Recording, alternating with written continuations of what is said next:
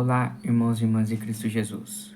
Eu venho aqui gravar para vocês mais um vídeo aqui no meu canal da Bíblia, Ouvindo a Voz de Deus. E no vídeo de hoje é a lição 11 da Escola Sabatina, Crescendo em um Relacionamento com Deus. É a lição 11 que tem como tema Tribulações. Mas antes de eu falar sobre este assunto, eu preciso da ajuda de vocês para se inscreverem no meu canal da Bíblia, Ouvindo a Voz de Deus, deixar o seu like, ativar o sininho das notificações para receberem meu vídeo e compartilhar meu vídeo para o maior número de pessoas o conteúdo do meu canal. Preciso da ajuda de vocês. Agora vamos orar pedindo a sabedoria de Deus.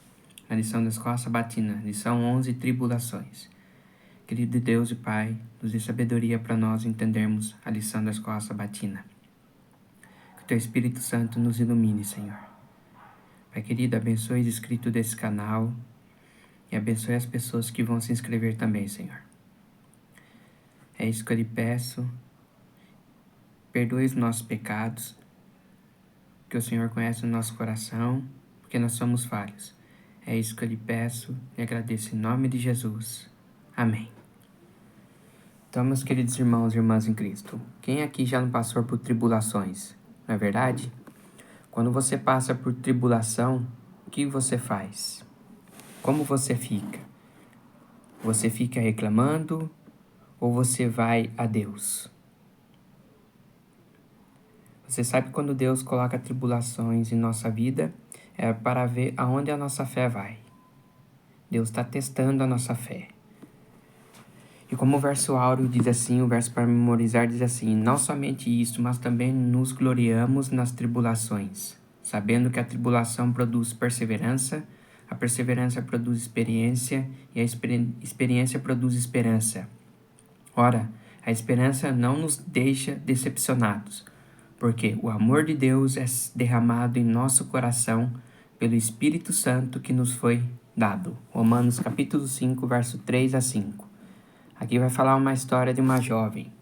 Certa tarde, uma jovem caminhava para casa, quando uma tempestade repentina começou a se formar.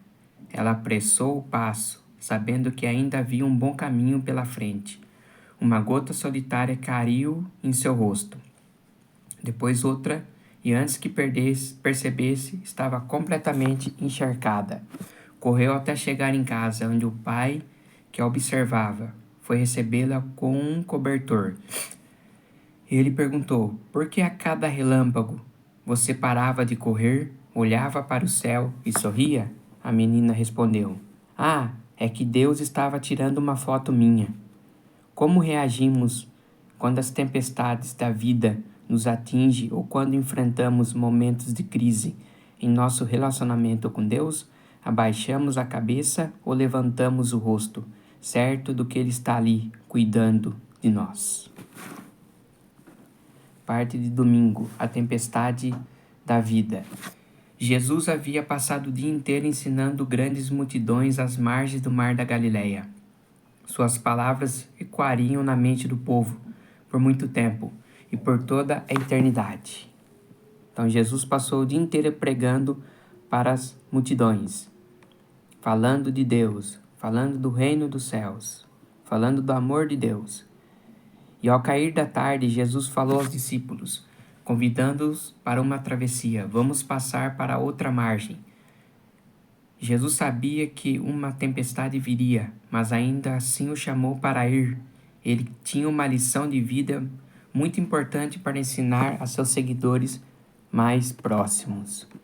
Aqui, pergunta número 1. Leia o relato da tempestade em Marcos 4, dos versículos 35 a 41. Que lições sobre fé encontramos nesse episódio? Vamos ler. Aqui, E naquele dia, sendo já tarde, disse-lhe: passemos para outra margem. Eles, deixando a multidão, levaram consigo, assim como estava no barco, e havia também com ele outros barquinhos. E levantou-se grande temporal de vento, e subiam as ondas por cima do barco, de maneira que já se enchia de água, e ele estava na popa dormindo, sobre uma almofada. E despertaram-no, dizendo-lhe: mestre, não te importa que pereçamos?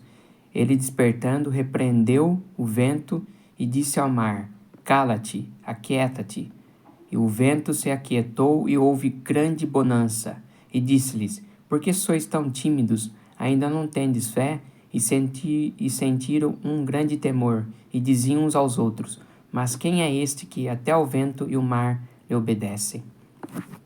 Aqui Jesus estava no barco dormindo, e seus discípulos pensaram que Jesus havia abandonado, que Jesus não estava no barco com seus discípulos. E Jesus estava dormindo na popa, onde ficava o piloto. E seus discípulos começaram a ficar apavorados com essa tempestade, com essas ondas, com esse vento. E quando deu um raio, eles viram Jesus. Aí eles falaram assim: Mestre, não te importas que morremos? Aí Jesus ele levantou, acalmou o vento, acalmou o mar e acalmou a tempestade. Que isso quer nos dizer? Que Jesus estiver no nosso barco, o nosso barco nunca vai afundar. Quando você está passando por tribulação, vai até Jesus, que somente Jesus pode nos acalmar na nossa tribulação. Aqui, considere estes pontos. Jesus adormeceu provavelmente sobre o único travesseiro do barco. Os barcos de pesca geralmente tinham apenas um, no qual o condutor da embarcação na popa se assentava. Jesus estava, portanto, no lugar do piloto, mas dormia ao leme. Nem todos os discípulos eram marinheiros inexperientes. Pedro, Tiago e João conheciam bem o mar da Galileia e sabiam como lidar com tempestades. Esse é o único registro nos evangelhos em que Jesus estava dormindo, enquanto os discípulos estavam aterrorizados e pensavam que iam morrer. Jesus dormia na popa. A reação dos discípulos diante do perigo foi perguntar: Mestre, não te importa se morrermos? Eles questionaram o caráter de Jesus e seu amor por eles. Muitas vezes, essa também é a nossa reação diante das dificuldades. Em meio ao desespero, podemos tentar salvar a nós mesmos, como os discípulos. Às vezes, quando sofremos perdas e dores, começamos a duvidar do amor e do cuidado de Deus. Esperamos que Ele haja conforme o nosso ponto de vista humano. Mas assim como aconteceu com os discípulos e nas tempestades da vida, que Deus pode realizar os maiores milagres. Ele sempre é fiel, mesmo quando sua aparente ausência nos deixa perplexos. O Senhor está conosco em nossas tempestades e pode acalmá-la quando não conseguimos. E nós entendemos aqui que somente Jesus ele pode nos acalmar nas tempestades. Somente Jesus, como ele acalmou a tempestade com os discípulos. Quando a tribulação vem, a nossa fé tem que estar firme em Deus e confiar em Deus, entregar para Deus as nossas tempestades que passamos.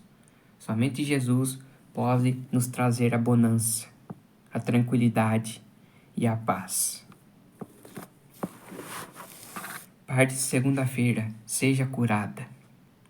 Aqui vai falar da história de uma mulher que tinha hemorragia há 12 anos. Sofria com isso. E ela foi até Jesus, tocou no seu manto, na sua roupa, e ela foi curada. Ela tinha passado por vários médicos, e os médicos não conseguiram curar a sua hemorragia.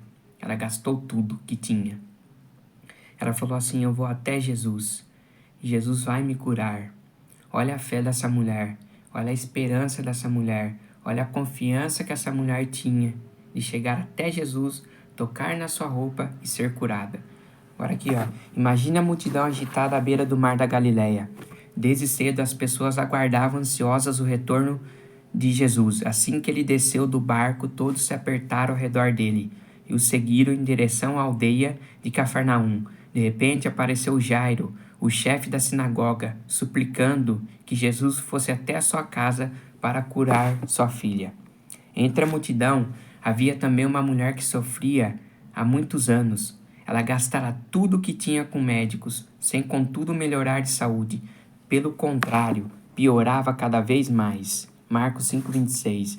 Ao ouvir falar desse grande homem da Galiléia, o coração dela ficou cheio de esperança, e com as poucas forças que ainda tinha, saiu de casa naquela manhã para misturar-se à multidão. O aperto das pessoas quase a sufocava, enquanto tentava se aproximar de Jesus. Então, entre os empurrões, ela finalmente o viu e a motivou a si mesma: se eu apenas tocar na roupa dele, ficarei curada. Marcos 5, 28. Leia Marcos, capítulo 5, verso 21 a 34. O que aconteceu e que lições podemos aprender com isso? Vamos ler esse relato. E passando Jesus outra vez num barco para o outro lado, ajuntou-se a ele uma grande multidão. Então nós vimos aqui que sempre tinha multidões perto de Jesus.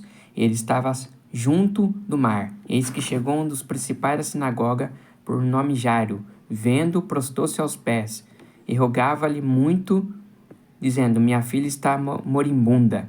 Rogo-te que venhas e lhe impõe as mãos para que sare viva. E foi com ele e seguia uma grande multidão que apertava. E certa mulher que havia 12 anos tinha um fluxo de sangue, e que havia padecido com muitos médicos, e despedindo tudo quanto tinha, nada lhe aproveitando isso, antes indo a pior. Ouvindo falar de Jesus, veio por detrás entre a multidão e tocou na sua vestimenta, porque dizia: se tão somente tocar nas suas vestes, sararei. E logo lhe secou a fonte do seu sangue, e sentiu no seu corpo estar já curada daquele mal. E logo Jesus, conhecendo que a virtude de si mesma saíra, voltou-se para a multidão e disse: quem me tocou? Quem tocou nas minhas vestes? E disseram-lhes os seus discípulos: vê que a multidão te aperta, e dizes: quem me tocou? Ele olhava em redor para ver que isso fizera. Então a mulher sabia que lhe tinha acontecido. Temendo, tremendo, aproximou-se e prostrou-se diante dele e disse-lhe toda a verdade. Ele lhe disse: filha, tua fé te salvou, vá em paz e ser curada. Que foi que salvou a mulher? Foi a fé dela, porque ela teve fé e confiança em Jesus e foi até Jesus e tocou no seu manto, na sua vestimenta, e foi curada, por causa da fé dela, porque ela acreditou e teve esperança de ir até Jesus e tocar na sua roupa para ser curada.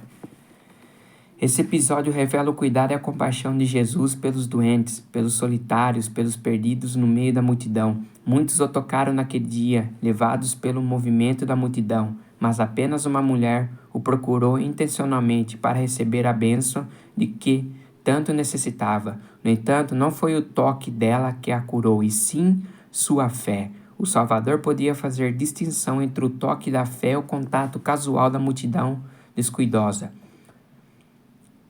A roupa de Jesus não tinha poder em si mesma. Foi a fé daquela mulher, expressa em sua decisão de tocá-lo, que a curou.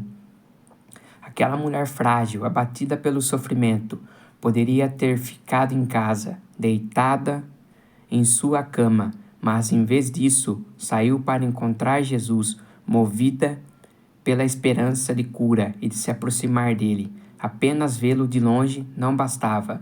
Ela precisava estar perto.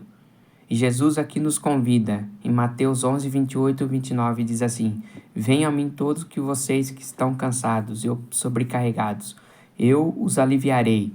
Tomem sobre vocês o meu jugo e aprendam de mim, porque sou manso e humilde de coração, e vocês acharão descanso para a sua alma. Quem pode nos dar descanso? Quem pode nos aliviar das nossas tribulações? É somente Jesus. Jesus, ele curou aquela mulher através da fé dela, porque ela teve esperança, ela foi até Jesus, ela precisava estar perto de Jesus, e nós também precisamos estar perto de Jesus para nós ficarmos tranquilos. Somente Jesus pode nos ajudar. Parte de terça-feira, Jó. Quando pensamos em provações na Bíblia, o primeiro nome que vem à mente costuma ser de Jó. Ele não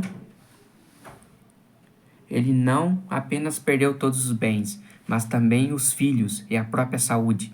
Para piorar, a esposa o incentivou a amaldiçoar a Deus e morrer. Depois de algum tempo, 3 amigos foram visitá-lo. Ficaram tão chocados com a sua aparência que permaneceram em silêncio por 7 dias. Quando finalmente falaram e tentaram oferecer explicações humanas para o sofrimento de Jó, mas acabaram aumentando ainda mais sua dor. Diziam que ele devia ter algum pecado oculto que precisava se arrepender. Como um dos amigos dele fala que Jó estava em pecado oculto, se Jó era um homem temente a Deus e se desviava do mal e fazia a vontade de Deus. Como um amigo dele fala isso? De bem de apoiar Jó, estava criticando Jó, que ele estava passando por isso. Aqui um deles chegou a dizer: é assim a habitação do perverso. Esta é a situação de quem não conhece a Deus. Pergunta de número 3. Como Jó respondeu? Mesmo sem compreender o motivo de tantas tragédias, Jó permaneceu fiel. Ele se manteve firme sem culpar ou amaldiçoar a Deus, quando foi tentado a fazê-lo. Respondeu: Nu saí do ventre da minha mãe, e nu voltarei. O Senhor o deu, o Senhor o tomou. Bendito seja o nome do Senhor. Nós também vivemos no meio desse mesmo conflito. Satanás nos aflige com dor, perdas e dificuldades para ofuscar nossa visão de um Deus amoroso. Nessas horas, temos apenas 2 opções: rejeitar o Senhor ou nos apegar a Ele, com todas as forças. Embora a batalha seja intensa, devemos lembrar que à luz da eternidade, nossas tribulações são passageiras. 2 Coríntios 4:16-18. Há muito mais acontecendo além do que podemos enxergar. E um dos maiores desafios da fé é confiar em Deus, mesmo nos momentos mais escuros.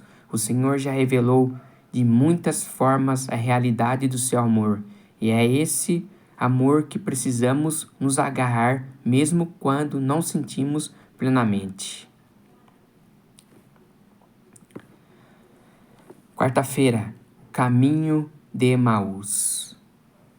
As últimas semanas tinham sido intensas para 2 discípulos que repassavam na mente as conversas e os acontecimentos vividos, a entrada triunfal em Jerusalém e a purificação do templo, a Páscoa no cenáculo, as orações de Jesus no Getsêmani, a traição vergonhosa de Judas, o julgamento, as zombarias, o espancamento, o corpo ferido de Jesus pendendo na cruz e suas palavras finais antes do último suspiro, enquanto a tarde escurecia.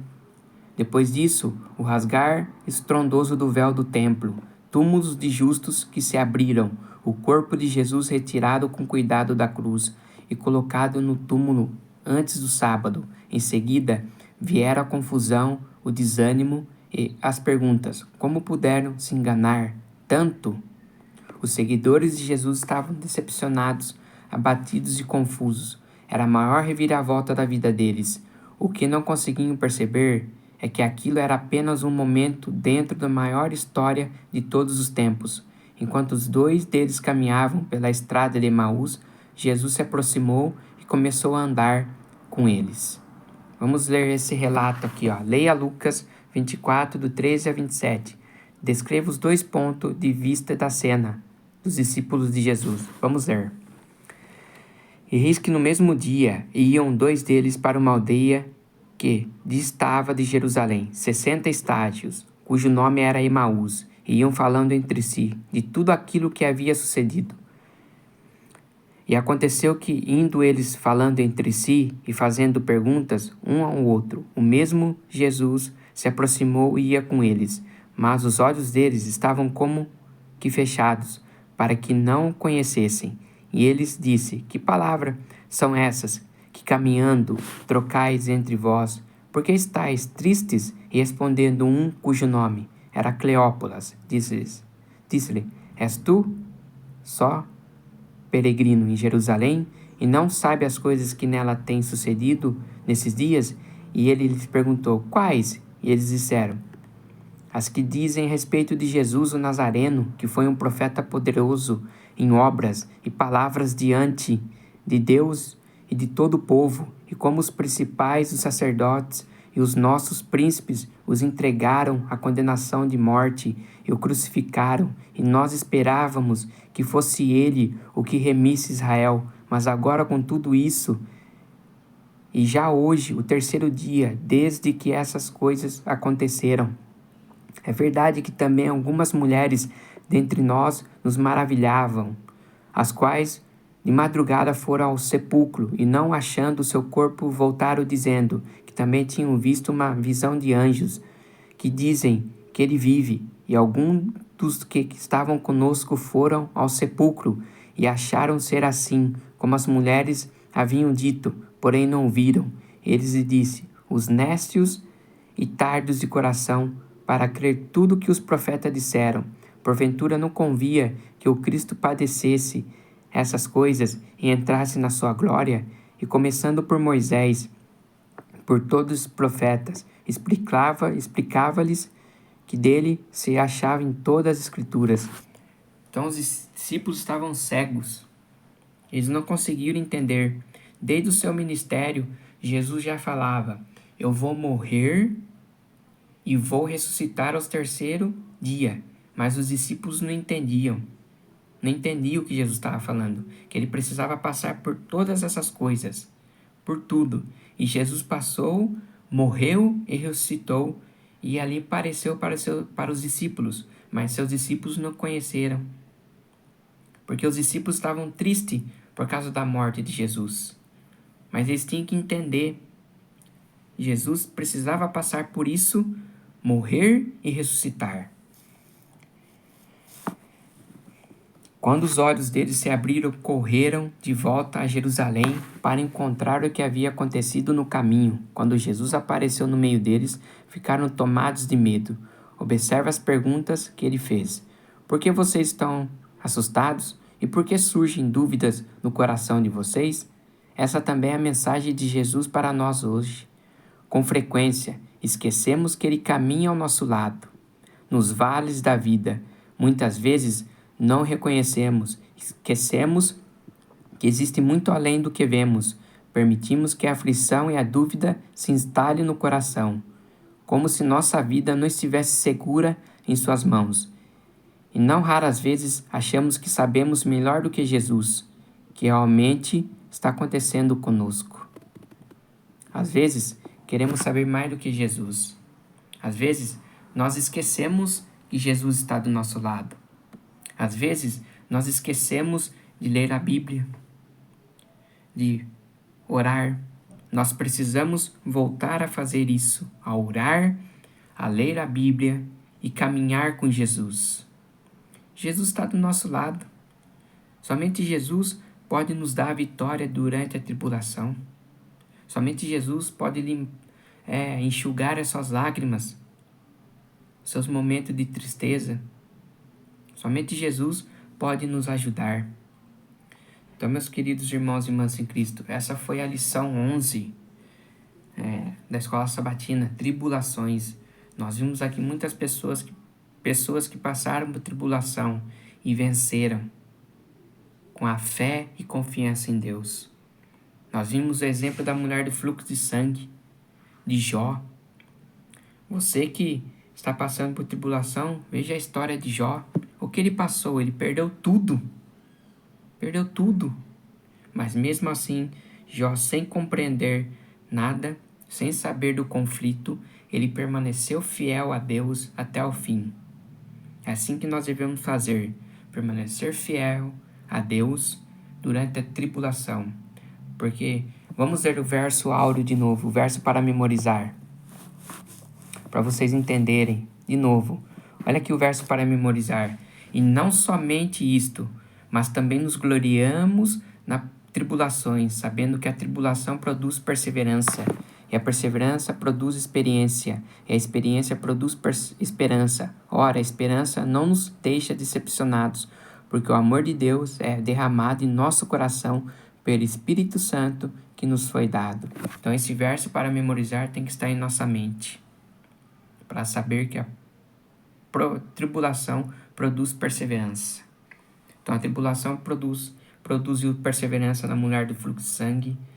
A tribulação produziu perseverança na de Jó. Então, nós podemos confiar em Deus e ter fé, que somente Deus pode nos tirar da tribulação. Então, essa foi a lição 11, tribulações. Que Deus abençoe vocês. Agora vamos orar agradecendo a Deus, que Deus nos dê força para, quando vier a tribulação, para nós ficarmos firmes em Deus, com fé e confiar. Vamos orar. Querido Deus e Pai, te agradecemos, Senhor, por essa lição. Aqui nós aprendemos que as pessoas que passaram por tribulações permaneceram fiéis e confiaram, e o Senhor deu a vitória a elas. Te agradecemos por essas histórias, porque nos motiva a nossa fé e nos dá esperança e perseverança, Pai. Te agradecemos. Pai querido, perdoe os nossos pecados, porque nós somos falhos, e o Senhor conhece o nosso coração. É isso que eu lhe peço e lhe agradeço em nome de Jesus. Amém. Então se inscreva no meu canal da Bíblia Ouvindo a Voz de Deus, deixe seu like, ative o sininho das notificações para receberem meu vídeo e compartilhe meu vídeo para o maior número de pessoas o conteúdo do meu canal. E até meu próximo vídeo. Tchau!